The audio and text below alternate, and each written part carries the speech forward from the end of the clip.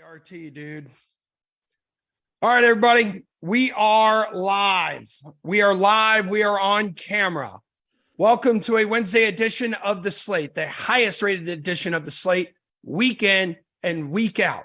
It's because you have three of the most handsome employees at DraftKings on your screen, talking sports, mainly football and golf here on Hump Day. Nick Fryer, Jeff Ulrich. Don't even get me started with the beautiful potato chips behind the scenes. AC on the ones and twos. Producer Eamon helping keep this thing on the tracks here. What is that? Okay. How is everybody doing right now? Because I've really missed you guys. I really have. Jeff, how are you feeling right now, dude? I feel like you're on board America's team. Like I don't know. Like I haven't liked you this much in a long time. It's true. It's true. It's been a while for us, hasn't it?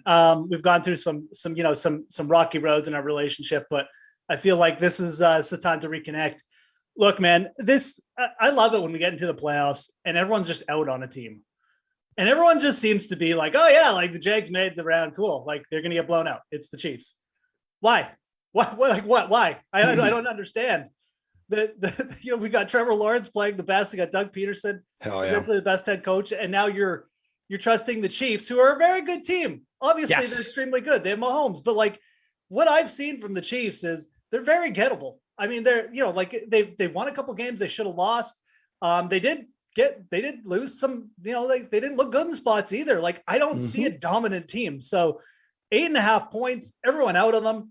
But man, like, you take a week off, and this is why the playoffs are so good. When teams take a week off and they come back, anything can happen, especially when the other team is just like in the midst of battle. So no, man, I am absolutely in the Jags, and it's not a ploy. It's not a gig. It's not like anything. I absolutely think the Jags are going to win this game. Yes. My God. Hey, listen, last year, let's keep this in mind here, Fryer. Maybe the bye isn't such a good thing, right? Saw both number one seeds lose after having a week off last year. And interesting fact, since number one seeds have started to get buys, they cover the spreads just 34% of the time after their week off as well. Just quickly, like I'm not saying you need to just throw all your money on the money line.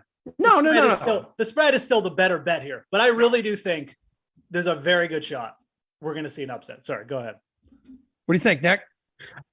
Look, the tough thing for me here is my heart's too much, and I haven't cared about a team winning a ball game this much that didn't have to do with betting in I don't even know how long. It's a little like to the point where I feel like I need to change my profile picture on Twitter to maybe something like Willem Dafoe in Jacksonville Jaguars paraphernalia. I feel like that would be very fitting for me. I just saw that as we're getting ready for the show. Where the heck did you find that thing? I have a lot of inappropriate ones I want to use. I'm just going to save them for the weekend after I drink too much in Kansas City at a tailgate. Yes. Oh, by the way, Jeff, I'm texting him and like telling him, hey, like, try not to get, your butt kicked while you're out there. We don't need Emerson coming back, with a black and blue eye or something like that. And then he gives me like the 5th degree over like I'm like his mother or something. I don't think that's far-fetched for me to be concerned about Emerson getting a little too loud at a Jaguars game. I mean, I would like to see him get too loud. No. I'm actually pushing. Tell them what I really told you, Nick. I said, dude, you need to relax and chill. I'm a great fan, bro. I'm a great fan. I don't cause any drama. Just want to go there, have a good time, have a drink, have some food, do some high fives. That's it. Yep. That's it. I've never caused drama at a game. I'm a very civilized visiting fan. I really am. I don't want to get punched in the face. Look at this thing. Think I want to get punched in this and ruin this? Yeah, I do. Look, I mean, before the show gets too off the rails, there like this bet on the Jags, it's not necessary. It's not even like, again, like it's not an emotional thing for me. I know you guys are invested in it, but you look at like underdogs, how they've covered. I mean, our guy Josh Applebaum throwing out great stats on Twitter, which I don't have up right now because I missed them. But basically, here's the last since 2017 underdogs 40 and 25 covering in the playoffs. So again, like you're getting a line here that I think there's just no respect to the Jags. All the money's coming in on Kansas City. You got the Andy Reid off a week narrative going on. I just think this line is too much. And I think that you should be riding with the trends you should be going against the money. So we're going to joke about it, and we're going to do, we're going to bring up some crazy stuff here because I want to make a same game parlay, but I really think this is a good bet. This is my favorite bet of the week. So, I mean, there's a healthy appetite right now, Nick, to bet the Jags plus the points right now. And yeah, listen, it's tough to separate like my heart from my head too, being a lifelong fan like of this team. Like who knows? Even if Kansas City jumps out to a lead, can coast to a victory, maybe with a number like this big, the back door is like always open, dude. Yeah, I mean, okay, so now Jeff brought up Josh Applebaum from VSiN stats about this, and I did find those for you real quick, Jeff. And these are some pretty big numbers. So playoff underdogs who missed the postseason in the previous year are 4-1 against the spread this postseason, and 33-16 against the spread in the last 5 postseasons. It's a 67% success rate. And then Mahomes, 11-18 against the spread as a favorite by 8.5 or more points over the last 3 years. So look, I was apprehensive about getting in on that. Of course, I wanted to see the Jags win last week, but at this number, I am with you guys. We are seeing it. The Chiefs are the popular play. We are seeing some sharp money going towards that too. But looking at these numbers and Mahomes, against the spread like that, before even seeing that number from Applebaum, I don't really trust him all that much against the spread, as much as one would think you would with a guy like Patrick Mahomes. So yeah, I think this is reasonable. I think if we do end up building the same game parlay that we were talking about doing, you could give yourself a little more cushion and still have a profitable bet. But I think taking the Jags straight up this weekend at plus 8.5, go for it. Okay. Unfortunately, it doesn't look like we can do this because there's not a lot available right now, right? It's not loading, which means it's usually they just have it down for a bit, which happens. Sometimes they adjust the lines, but we can go through our props. We'll just go through. Because Jeff, you've mentioned, I know jokingly, but usually when you start joking about something a lot, it actually means you're serious. So you've mentioned Evan Ingram, like a boatload, and I know all right. So the Jags lose. I think that was week 10 to the Chiefs, right? And it was actually relatively close considering the Jags fell behind like 20-0 in that one.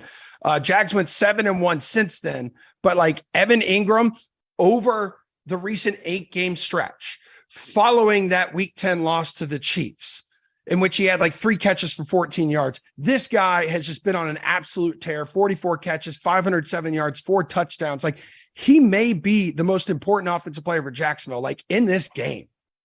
Yeah, I actually kind of agree. I think he's going to be a focal point for their offense. I think when you look at these, both of these teams, it's funny. I think both the tight ends are going to be extremely important. Yeah. But when you look at the defenses, I mean, the Jaguars, they've had their issues against the tight end as well. But like Kansas City, 9 touchdowns allowed to the tight end position. Again, I just always like to look back at teams and like who they've been allowing big plays to, and like. Yeah, again, like some of the players that like Kansas City have been kind of getting got by, it's not that impressive. It reminds me of last week when I was talking about Dalton Schultz, who really came through for me last week. But Alberto going for 45 yards and a touchdown. Noah Fant finding the end zone, and Colby Parkinson putting up 45 yards. Like these aren't players who are featured or like super great athletes. These are guys who are getting open for a reason because. Like the scheme is just getting them open. And by, I mean, the scheme, like the lack of coverage on the Chiefs. So I think Evan Ingram, as you said, I think he's going to be pivotal. I really do. And I think that that is where I would start looking, because you look at this game, you say, okay, you think it's going to be close, Jeff? How are they getting points? I think Evan Ingram is going to be vital moving the ball. I think he's a great touchdown prop. Again, I come back to this number, but like plus 235 is pretty much what Schultz was last week. I think that when you're looking at I'll bring the touchdown lines up, but when you're looking at guys who you maybe like thinking are good value, I mean, like Ingram, I'll take Ingram in the red zone over like Kirk for a touchdown. Mm-hmm. Heck, I'd take him over like MVS on the other side. That's Kadarius Toney. Like these are the Chiefs receivers. We don't even know when these guys are going to be on the field. Evan Ingram is like an every down player here, leading in target share. I think that's a good value at plus 235. So yeah, I'm very in on the Ingram props in this game. Nick, you have anything else from this game? I think Kansas City, Jeff mentioned, not the best at defending opposing tight ends, really, anyone for that matter. Jacksonville's going to have to score points in bunches if they're going to want to win this game, Peter, if they're going to want to upset like the world. So you have anything else from this game before we move on? Yeah, well, if we're looking at the same game, probably because I'm able to get it to work. I don't know, maybe if it's just a Canada thing right now going on, Jeff, but I was able to throw in a couple of ones that I had available to me. threw in Jeff's anytime touchdown scorer for Evan Ingram. If you go and dip down Trevor Lawrence's passing prop down to 224.5, but still take the over on that, you dip down Travis Etienne's rushing prop down to 54.5 yards. That's like a 20-yard drop. You bring those together right now, you're looking at a plus 500 same game parlay. And I'm not even throwing in the Jaguars necessarily covering the spread. If you want to do this same game parlay and throw the Ingram in, and then maybe I'd go with the Lawrence prop over the. Okay, I got it to work. I just need to. All right, let's awesome. Go, baby. Okay, build it. So go ahead. We'll do Nick's first, and I got one quick one that I'll go through. Okay, so I had added in your Evan Ingram anytime touchdown score one. If you're not going to talk about that one again, throw that in there. Then I'm just going to go with one leg on this. We'll go with Trevor Lawrence over 224.5 passing yards. So it is a slight dip down. He's gone over this number 12 times in 18 games. 5 of Jacksonville's 9 road games. He got 259 versus Kansas City early in the season. So kind of close to his straight up prop, which I believe was 249.5. I'd rather give myself that little extra wiggle room while we're still getting a good number here. And 9 QBs had 225 or more yards against Kansas City. Of course, Trevor Lawrence being one of them. When we talk about the importance of Evan Ingram and everything, who's the guy getting him the ball throughout all this? Okay. Ulrich, what do you think? So yeah, no, I mean that, like, a safe little prop like that, I don't mind it at all. This was what I'm going to do. I'm gonna take Travis Kelce. Do we have a lineup here? Yeah, there we go. Receiving yards or receptions. The receptions we're not getting much on, so we'll go to the receiving yards. I think over 75. That's a nice number. The Jags, like I said, I think Travis Kelce is going to be super, look what the Jags allowed to Gerald Everett last week. I mean, vital player. It's just not a good spot for them. I think Travis Kelce, if we like Ingram to get in the end zone, the Jags to cover, I think Kelce will be busy all game. And then, you can pick your poison. You can take the Jags, +8 or the money line. It's just how much variance you want. But then I would just add Evan Ingram on the alt line as well and go over 45 yards. Like, I really think it's a good spot. And I mean, that gets us up to plus 900. So, if you want to get crazy again, I mean, we can go and we can make this, take the Jags money line. And then we're talking serious cashola here at plus 1,700. So that's how I'm looking at. I like both the tight ends for big games, like that Ingram touchdown prop. And then it's just how you want to handle the last leg of it with the Jags, either spread or money line.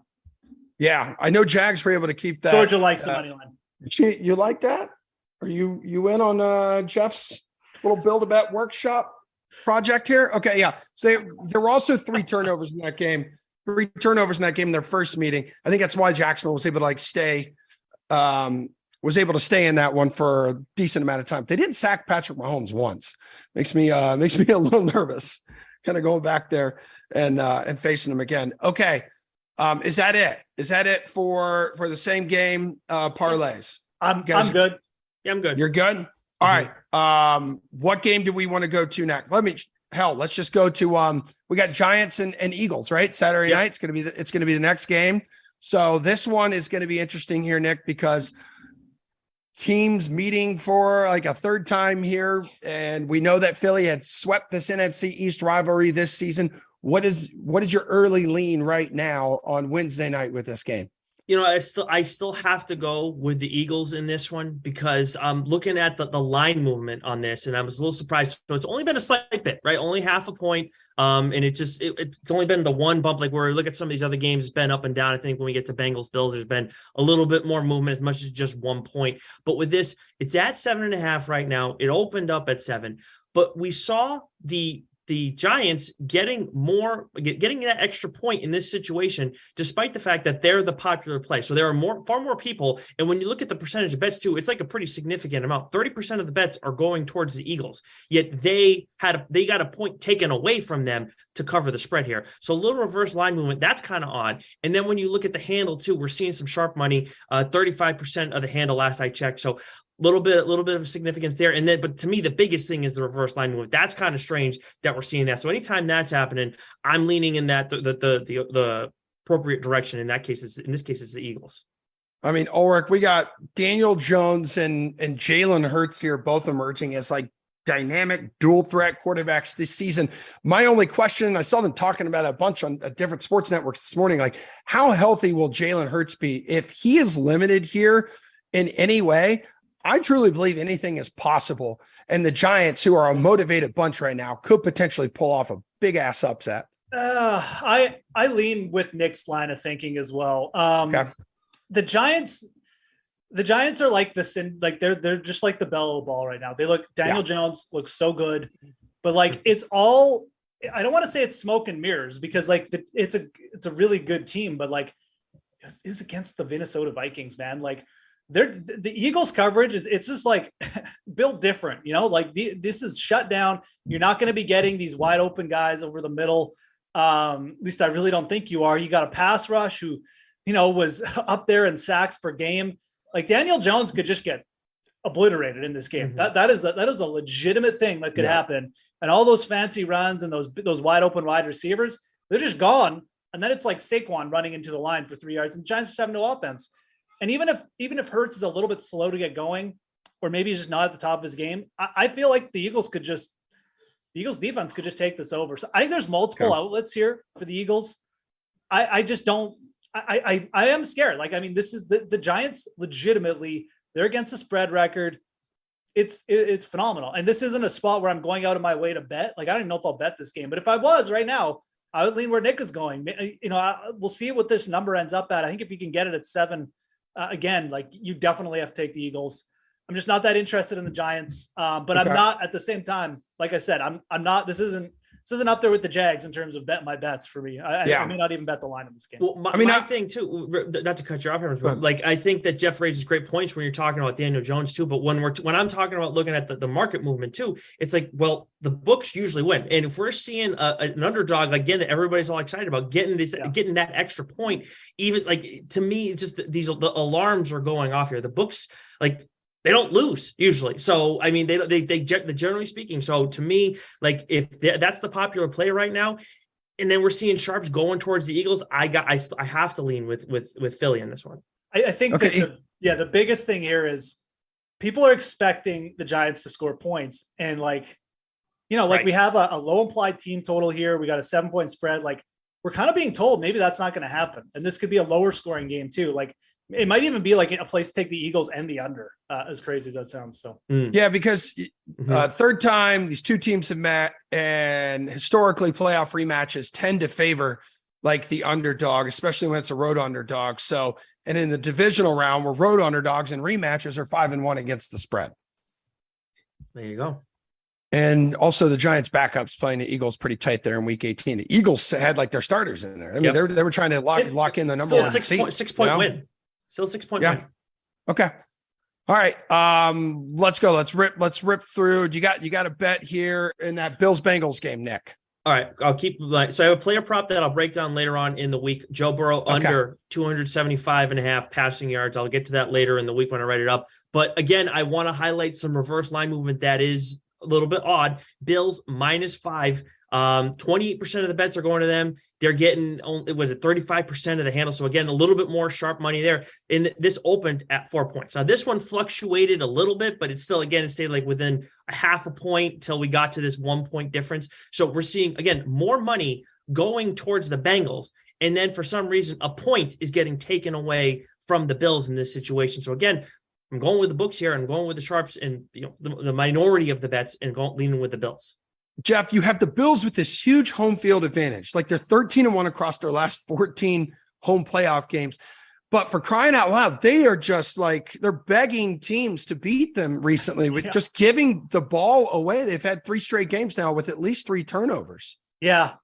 The thing is, like, you're not wrong. Exactly. I talked about it this morning, but the problem is the Bengals have issues very similar. I mean, like they needed basically like a fluke play to go their way to swing that game. Tyler Huntley was about to potentially win that game for Baltimore. Yeah. It feels like not enough people are talking about that. And the other they were thing inches away, man, inches away. The other thing that is really needs to be discussed is the Bengals are now going to be down potentially 3 starters on their O-line. Alex Scappa looking very questionable, hurt his ankle.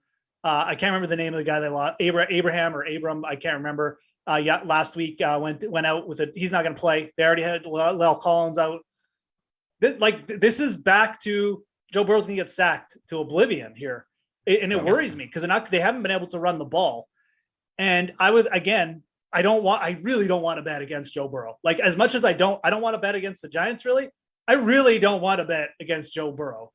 So but again, I think that the Bills are the bet. I really do. I think that the Bengals just they got a little bit too much working against them right now. Yes, Buffalo was loose in that game, but people remember again. It's not that Skylar Thompson was that good. There was a couple broken plays, and they broke down in some third down situations they shouldn't have. But there was also a fumble recovery for a touchdown. There's a bunch of field goals in there. And it was kind of the offense there that stalled out a little bit and gave the Bills some problems. So I think the Bills are in a good spot. I don't love the 5 points, but Nick, again, really highlighting the good movement in this game.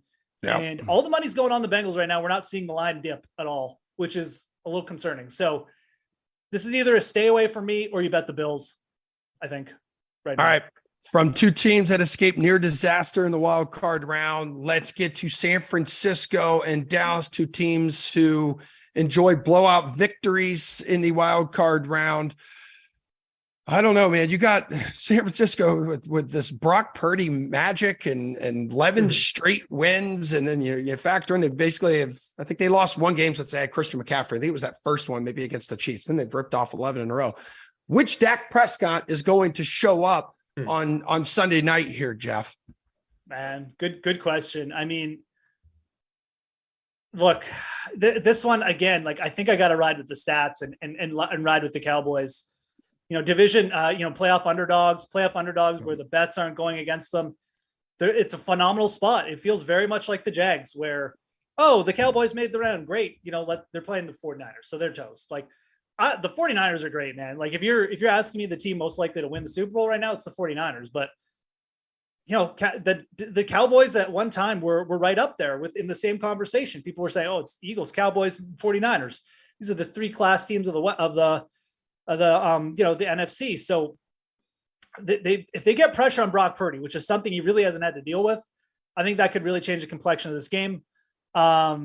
But yeah, there's a lot of variables. I mean, trusting the Cowboys last week felt bad, but it was the right call by me and a couple other people. But we're going back to the well. It could get our hand burned, but I'm going to ride with the trends here and ride with the road underdog. Okay. All right. Nick, how do you feel about this? How many betting angles do you see looking at this game? Well, I mean, when we're getting ready for this, I think I'm assuming you do the same thing, Jeff. Start with the totals and start with the spread and see if we have, then from there, if you have to devolve into props, then you do that. I mean, I have to cover them all, every week, but still, that's where I'm starting on Wednesdays. And then for this one, I don't know. I have a tough time with the spread here. I want to lean 49ers, but I just don't love it either way. So I'd rather actually go toward the total on this one and go with the under 46 points on this one, because again, I know I haven't done this as much recently, but there's been some right now to me, it seems pretty clear in the way the lines moved on these three plays that I've highlighted so far, and specifically looking at reverse line movement and seeing the minority of bets going towards shifting things that in the opposite direction that they should. So 24% of the bets going towards the under, 29% of the handle. Again, seeing that 5% there is that sharp money, that those bigger bets that are coming in. This got an extra point from where it opened up. I believe it was a full extra point. I actually made a mistake in my notes, but we saw this dipped down. That's what it was. This dipped down to then encourage bettors to go and take the over in this one. We're already seeing more people take the over. It's 76% of the handle is going towards the over. So so again, that's that reverse movement that we shouldn't be seeing here. So I'm leaning towards the under in this game. That's really the only play I got for Cowboys Niners. I like the unders in a lot of games. This is probably my favorite under as well. I think the Cowboys rush defense is going to, at the very least, limit the 49ers from some of those explosive plays, which will potentially just make this game a little bit shorter and lower scoring. And I think that's a very high outcome of high risk. I don't want to say risk, high percentage outcome. That's how this game goes on. So this is my favorite under spot as well. I would probably be targeting the under in the KC game, but this one to me is a more solid under.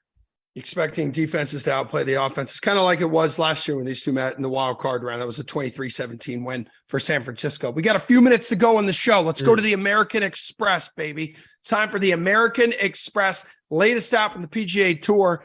out in California. Jeff Ulrich, they're playing 3 different courses here. So I need you to be super quick. Like, is there a certain golfer you got to look for in a week like this, certain golfer that you need to bet when you're rotating on 3 different courses here, dude?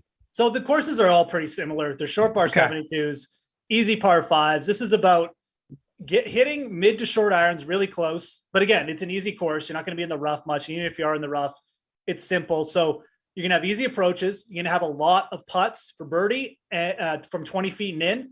You have to sink your putts. You got to hit it close. So you're looking at proximity. You're looking at guys who can make putts from 20 feet and in. I'm really focusing in on that. And if you look at past winners, that's exactly where they excelled. So, all right. So you're some fans there. Your favorite bet then? Your favorite bet for the American Express? I mean, if you got I know you usually have a lot on your betting card, but if you want to hook us up with a couple before we get to our fade fryer. Yeah, for sure. I'll give you a couple. I mean, I think it's a good spot for Cameron Young. His lines moved a little bit down to plus 22. Okay, go ahead, Nick. Oh, okay. So, all right. So last week, Emerson, I need a little bit more of a lead in than Jeff saying, go ahead, Nick, because all right. Well, here, let me tell you something. Let me tell you, and I wish he was here for this, because the guy right now, long shot, I'm taking Adam Hadwin at plus 6,000. That's exactly what I'm taking. You want to know why? What? Here's why I'm taking him. Course horse. Adam Hadwin plus 6,000 outright. Jeff Ulrich, trio of top 3s in addition to a T6 and 7 trips here. My guy, he loves this event. Talked about how similar it is to a lot of the courses that he plays, like in Scottsdale, right? And around like Phoenix and all that stuff. All right, dude, he's it. He's dialed in. He's Canadian. I like you because you're Canadian and you like the Jags. So I said, I'm going to go with Adam Hadwin. Who did Fryer pick? I missed. I didn't. Emerson's trying to take over my segment. Fryer needed. You're the one who's like, I need more of a lead in. And I said, that was a terrible lead in. That was a great lead in. Yeah, I know what I'm doing. I said, I just gave you a guy. I gave you a long shot guy. I literally just made everyone money. All right, go ahead. Go ahead. Fade Fryer. Let's go. Hashtag Fade Fryer. So no, you're supposed to tell the people how I did give them a top 20 play last week that did. Oh yeah, sorry. In Montgomery. Okay, I know he didn't win, but he was looking real strong at the start of the week. Jeff, it was like, right? Jeff may have jinxed me. Yeah, no, I had a nice lineup going with Taylor Montgomery, which really fizzled after I texted Nick. So I won't be texting Nick this week at all. Thank you. So this week, again, looking at Jeff's cheat sheet over on DK Nation, which sets a great foundation. Just if you want to look at some of the important trends that have come from winners over the past few years. 12 of the past 13 winners have played in one of the first 2 events of the season, the year that they won. Of the past 10 winners, 7 played in the Sony Open the week before, and I'm using that as a foundation to go with my guy Tom Hogue, plus 3,500 to win 360 top 10. It's Hoagie, baby. No, I love this. I said to Jeff this morning. Oh my God, yes. Okay, go ahead. Plus 190 for top 20. One thing that Jeff did highlight too is stroke gains on approach is going to be vital here, based on what we've seen in the past from winners. So that's where I started it, and then I needed to vet through some guys and see who would qualified for these categories that Jeff was breaking down. And you look at Hogue too. So it's actually Hoagie. That's how you say it. Like the sandwich. All right. So obviously he did 2 tournaments ago. I think he finished tied 3rd, was it? So and then obviously he didn't do as well last week, but he did make the cut at the Sony Open.